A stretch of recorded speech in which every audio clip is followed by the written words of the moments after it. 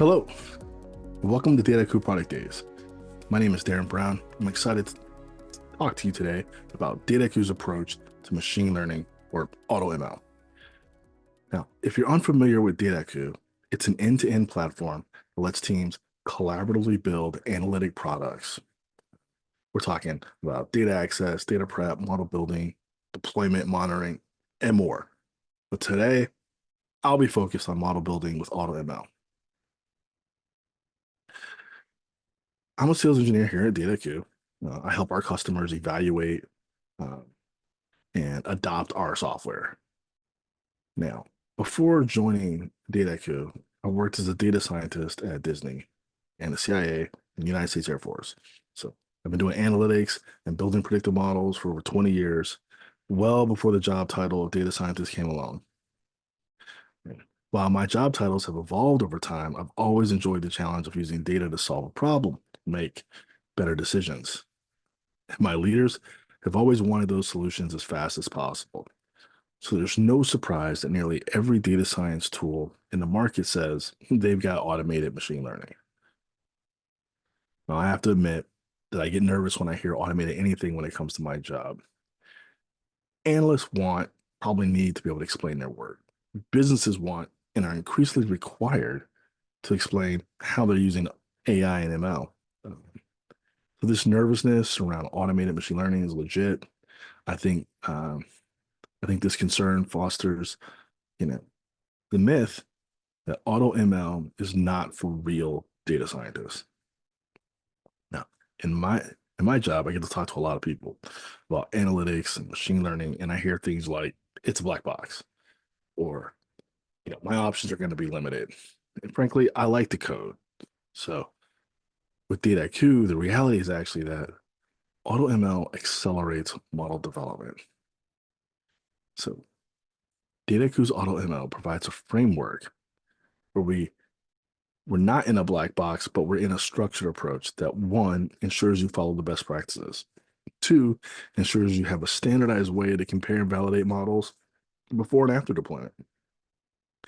And then around limited options, heck, in Dataiku, you can maintain control and flexibility.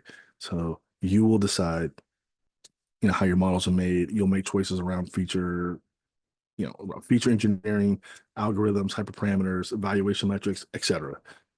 And you can even do things like uh, test your assumptions against model performance or bake in business rules to override predictions. So you have a lot of control. Now, on the issue of code, I say code when necessary. You can add code when needed for custom feature processing or custom algorithms or custom metrics. This goes back to the point about delivering faster. You focus your expertise and time where it's needed. Ultimately, this approach towards AutoML is a proven accelerator for model development. So let's explore some of the powerful features in Auto and Dataiku's Visual ML.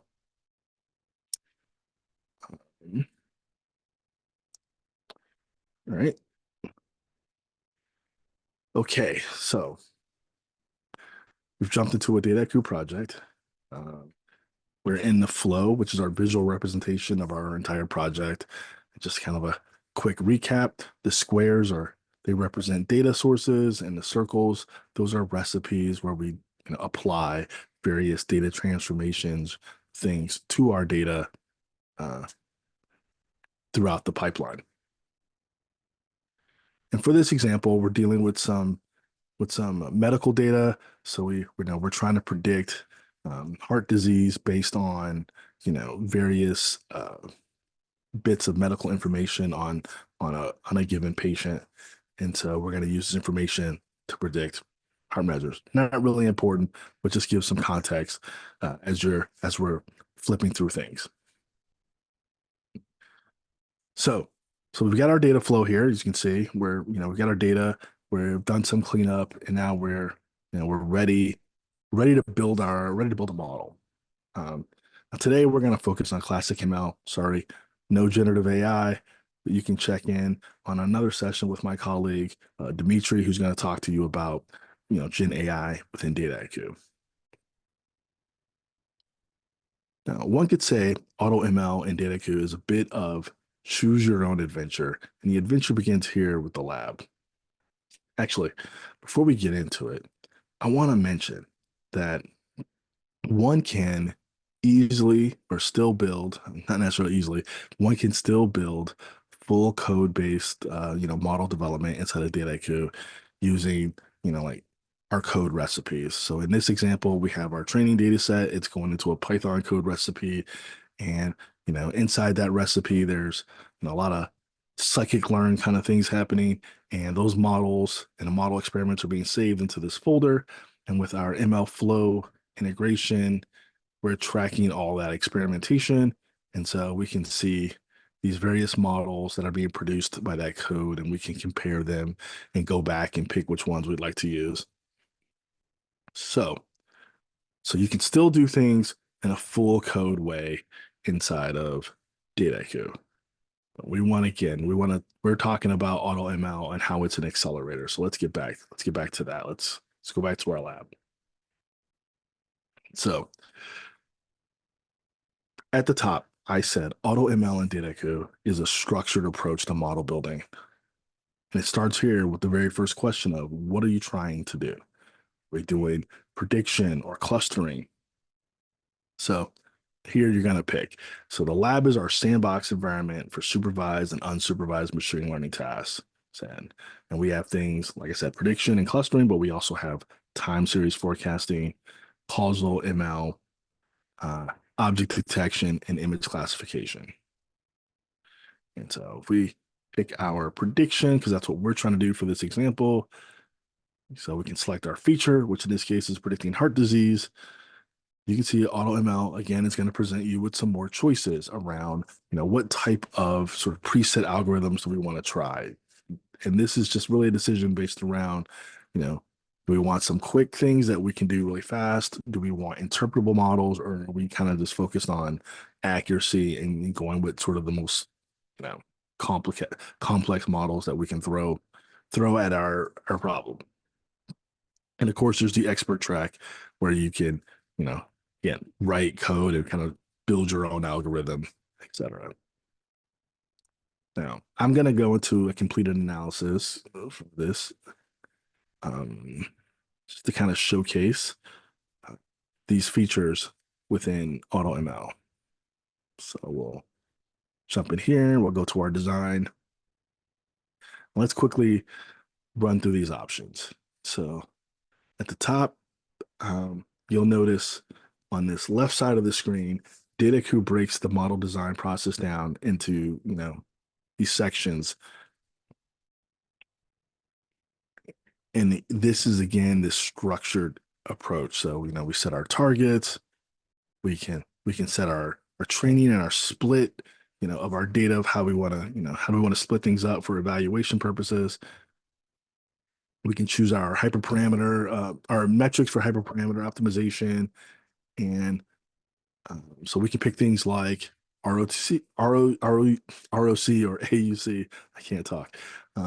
Or accuracy, precision, kind of your standard metrics that a lot of data scientists use.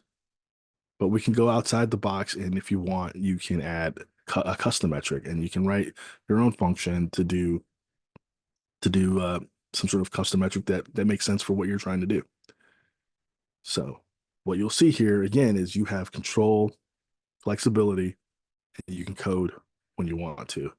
Going down to handling features, we can toggle what features on and off depending on what we want to consider inside of our model. And we get to decide how do we want to handle those features, how do we want to treat the numeric feature, categorical. We can even include images now in our visual ML. So this is one of the newer features in Dataiku. You can actually use images as part of your inputs to your model. And again, you get to decide how to handle all that. And of course, again, there is custom preprocessing. So if you want to be able to, or you need to be able to write a function that does something specific for a particular variable, you can. All right. So I'll say it again, you have control and flexibility, and you can code when necessary. Moving down to our algorithms. Just like with our features, we can toggle these things off and on. We can kind of define our grid of hyperparameters that we want Dataiku to tune this particular, in this case, a random forest. We want to tune those hyperparameters. We can set the grid of parameters for that. And as we scroll down, we have the ability to, again, add custom code, write our own classifier, or notice down here at the bottom, this is a plugin. So here we've taken a model that we've written in code and wrapped it into, like a Dataiku plugin, and now it's just kind of baked in as part of visual ML. So, and that can be a reusable thing. So I'll say again for the third time, AutoML gives you a lot of control and flexibility, and you can code where necessary. So I'm sounding like a broken record here, and I may have just stated myself. Who knows what a record is, let alone what a broken one sounds like. Anyway, these concepts of structured approach, control and flexibility, code when necessary. These let you focus your time and energy on the biggest challenges. Why spend your time writing boilerplate code to do, one hot encoding or build a random forest classifier? Spend your time where the business problem needs it. This is how Dataiku accelerates model development. Now, I want to take some time here and I want to highlight some maybe newer and if you're familiar with Dataiku, maybe some less familiar features of our AutoML. So let's start up here with debugging.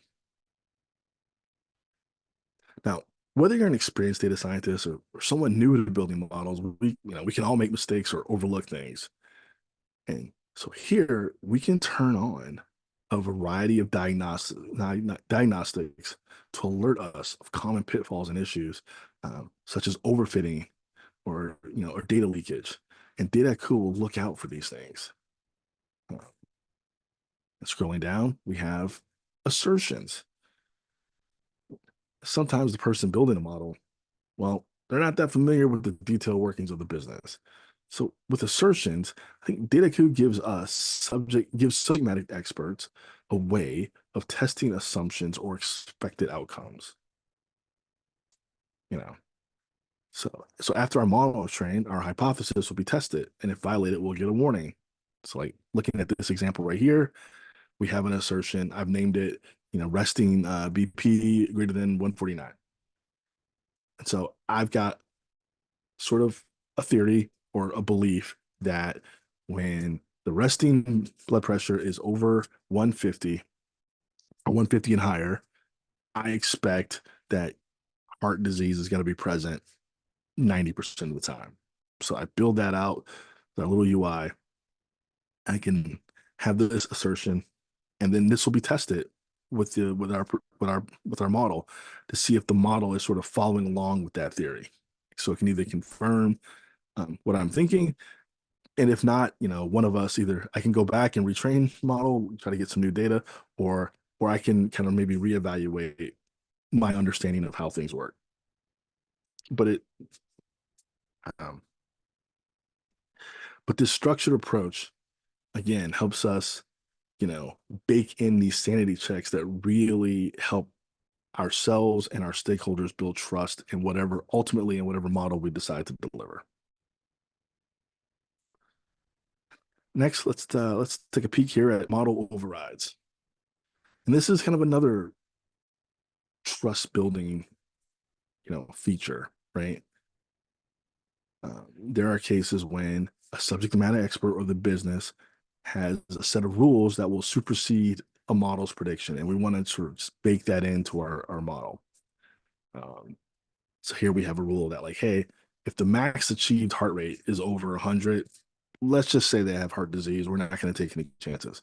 So we can bake that override right in. Now, doing this sort of overriding is fairly trivial outside of Dataiku, but when we look at the results, we're really going to see how this this feature comes in really handy. We'll really get to see how not only are overrides, inside the model, but also how they impact model performance. And lastly, and it's kind of a small thing. It's, for me as a data scientist, this is not where I want to spend a lot of my time, but I want to call this out. Here in our runtime environment settings, you get to choose um, how your model is, the infrastructure that your model is going to run on. By just a simple drop down box, I can pick, different compute containers based on the size of the training data, right? Um, or I can even turn on GPUs if I have access to a cluster of GPUs, and this might be important if I'm training with a lot of data. And the reason I call this out is I'm able to provide a scalable training infrastructure to my model training activity without being like a certified cloud architect, without giving IT a call. I can kind of leverage these resources that have been made available to me with just a couple clicks. Okay, so we've kind of gone through the design of our experiments, and then we would hit train, and we're going to train our algorithms that we selected. So let's look on the back half now that we've got our designs. Let's see what our results look like. First thing you'll notice here is that all of the algorithms that we've been experimenting with and training, it's all kept for me. So I am not having to fumble around with different versions of code, or different notebooks to see results, or different presentations to see results. It's all kind of right here and organized. I can quickly kind of scan. you know Dataiku indicates what were the top performing models in each training session. I can easily kind of pick models across training sections. I can compare them quite easily. So this is a really nice way to kind of quickly um, or keep track of all the things you've been working on. But now let's dive into one of our actual models here. It's okay. Uh, okay. So at this stage, I've got a model, and the big question is, how does this thing work, and do I trust it? Like, is it performing well? And and so you're going to see Dataiku provides a number of interactive tools and visualizations that's going to help us interpret our model, and ultimately decide which one of these things we want to use. So kind of at the very top here, we have our what if tool to explore how inputs change the predicted outcome. Again, this is a fantastic time saver just to see uh, and start to understand our model in this sort of visual and tangible way. I can play with different inputs, and I can quickly see, by changing this one input, I can see how it's going to, you know, in this case, lower my prediction, right? By just changing the chest pain type. So I clearly, chest pain type is an important feature, and just by toggling that back and forth, I can see how the prediction for heart disease changes. It's a very handy, very powerful tool. Next, let's kind of jump into feature importance. Now, you know, it is obvious, right? We want to understand what are the most important features in any model. Um, And the nice thing is Dataiku goes and does this you know, for every algorithm, regardless of the algorithm. We're going to calculate and determine using Shapley values, our most important features, towards our prediction. And you get these nice charts to understand how these features are impacting my prediction, right? Very, very nice. And I just want to call out, on the side, we have these blue boxes. And what's nice is these blue boxes provide some context and some information to kind of help us understand what Dataiku is presenting to us. And sometimes it even gives us some nice interpretations to really help us kind of, understand the visualizations, understand what we're seeing, and really help, speed up that interpretability of your of your of your model. Now there are other explainability metrics in here, like subpopulation analysis. This is really handy, especially when you're you're starting to deal with maybe more sensitive variables like gender or race, demographics, etc. Here you get to kind of validate your model performance. Is my model kind of as accurate across the whole spectrum of a given attribute? So this is a nice, again, out of the box way to sort of validate this performance. We get individual explanations, so I can quickly, see what drives really high predictions, what drives really low predictions. Um, I get model fairness reporting. And so again, when we're thinking about sensitive attributes, we can, maybe like gender, we can go and test them and see, make sure our model is sort of um, correctly how well its ability to correctly predict positive values and its likelihood of predicting, you know, incorrect values for a given input. So you get all of this reporting kind of out of the box. So I think AutoML and Dataiku ensures that we're always fully validating and evaluating our models. You know, we can quickly check for bias and protect our business from potentially deploying, a bad model. Worse, deploying a future problematic headline in the news, right? So, you know, we're providing a lot of due diligence right out of the box.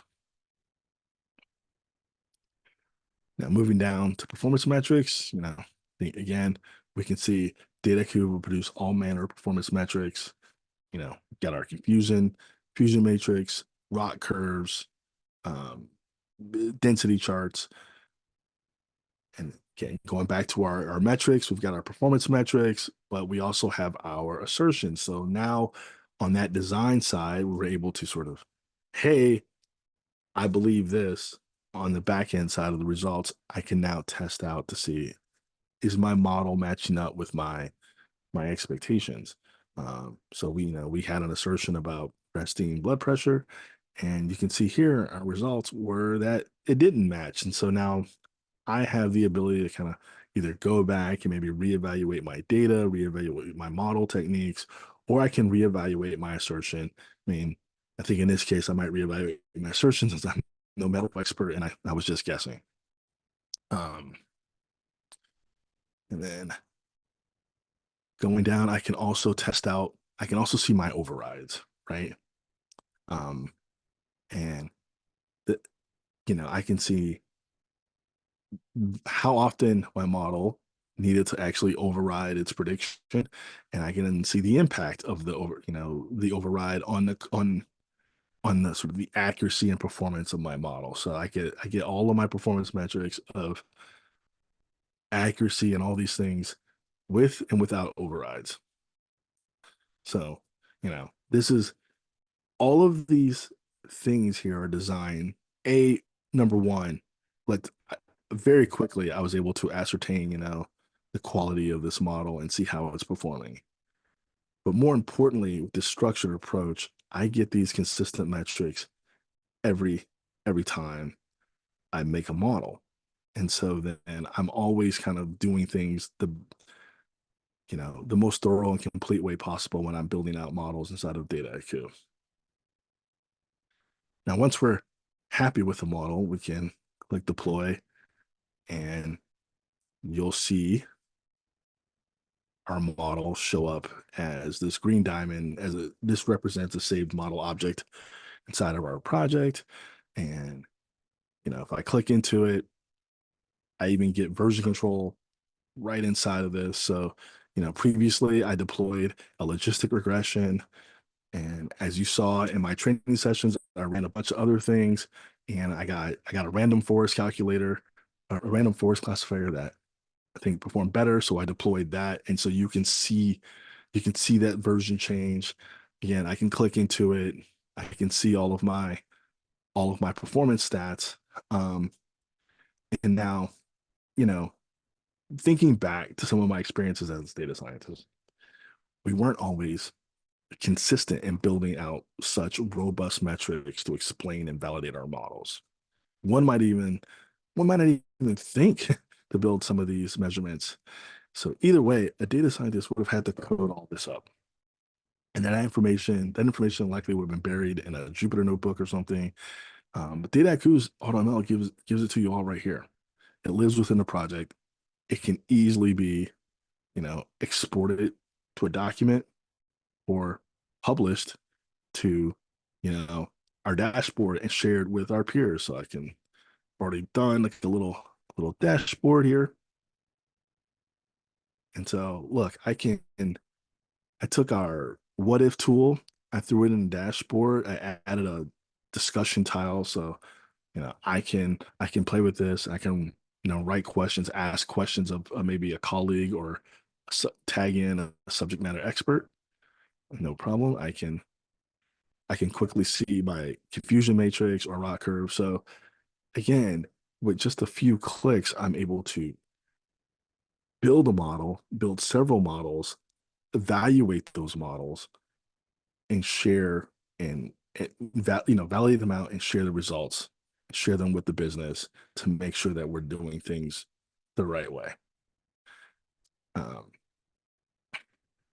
yeah, going back to the flow, and I'm probably sounding like a broken record, but um, this structured approach means I get consistent metrics on the back end of all of my models, which makes it easy for me to compare models and even compare models that were code-based builds. So, so for example, I can go to model comparison. I can create a new comparison.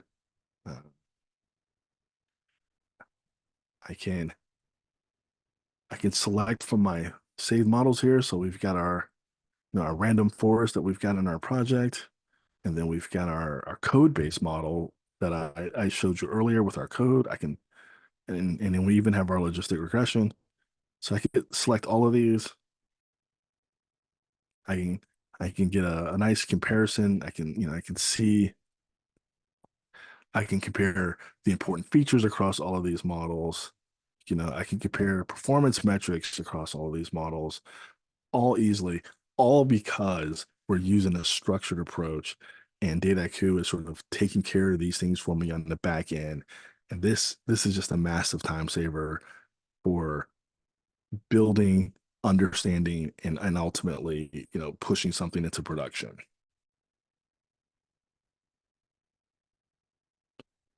So now we're not going to get into production, but I'll offer one more plug. As you can see, I've got this saved model object highlighted.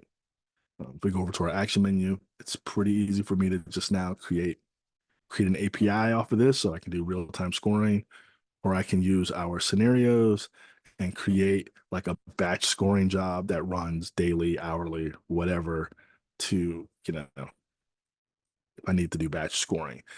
Those topics or more will be kind of discussed in our ML ops presentation. But again, I just wanted to kind of call that out. So, so back to the thesis of my presentation. Um, AutoML is not for data scientists. That's a myth. AutoML and Dataiku will accelerate your model development, and you will be offered a structured approach. You will be given control and flexibility, and then you can still interject your code and your expertise when needed. And ultimately, you'll be able to experiment faster, validate faster, and then deliver your results faster. So hopefully I've got you thinking about a few things and considering some AutoML. Anyway, thank you for your time.